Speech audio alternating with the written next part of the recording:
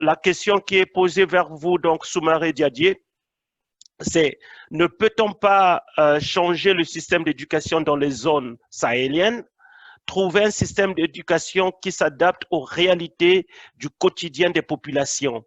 Comment faire pour que les jeunes handicapés, notamment les filles, puissent bénéficier des programmes spécifiques adaptés à leur situation? Diadier.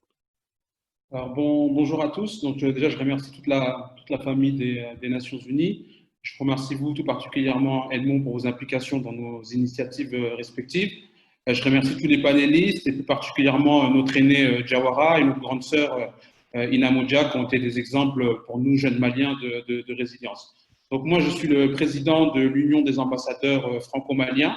Donc, comme vous l'avez dit tout à l'heure, on est un tissu d'entreprises, une centaine d'entreprises, de jeunes porteurs de projets qui ont décidé de quitter le pays où ils sont nés, en l'occurrence la France, et de rentrer au Mali parce qu'ils avaient envie d'impacter sur leur pays d'origine, le pays de leurs parents, leur pays à eux.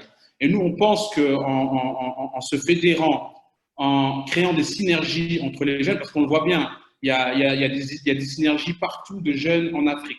Et ce qui manque, c'est des cadres comme celui-ci qui nous permettent de faire la jonction entre nos produits, entre nos projets, pardon, et de pouvoir capitaliser sur les initiatives des uns et des autres.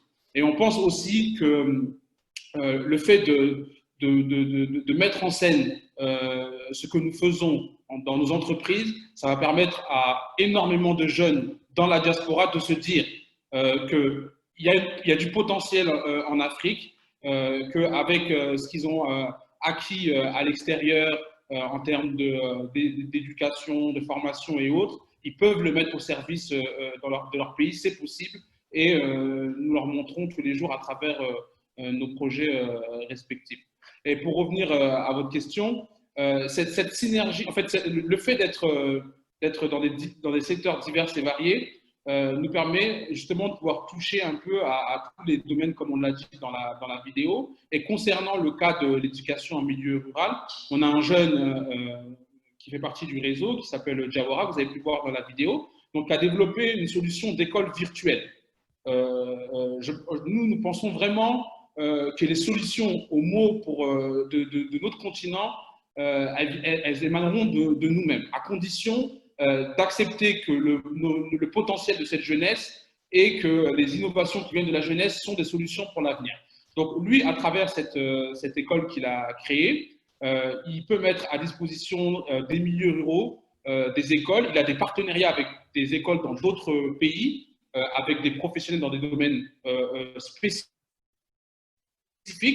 Et il suffit de connecter son système à un écran où des intervenants du monde entier pourront venir donner des cours ou des conférences en complément, bien sûr, du système éducatif qui existe déjà dans nos pays. Donc, nous, on pense vraiment que c'est une solution. On a aussi des jeunes qui sont dans le solaire. Donc, on essaie de faire le lien entre cette solution que propose Jawara dans l'éducation avec ces autres projets qui sont dans le solaire pour pouvoir alimenter justement en électricité pour que cette solution puisse fonctionner. Donc, je ne vais pas être très long.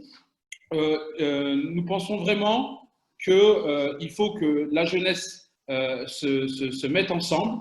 Et dès lors qu'on va se mettre ensemble, on trouvera des solutions pour nos problèmes que nous seuls sommes à même de connaître parce que nous les vivons au quotidien et ces solutions-là émaneront de notre propre diagnostic.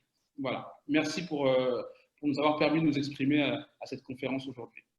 Merci, merci encore pour les actions que vous menez, pour les formations, que ce soit dans tous les domaines. On a vu aussi même au niveau des cliniques, des hôpitaux et tout. Donc, merci vraiment pour ce que vous venez. Donc, on vous encourage vraiment dans ce sens.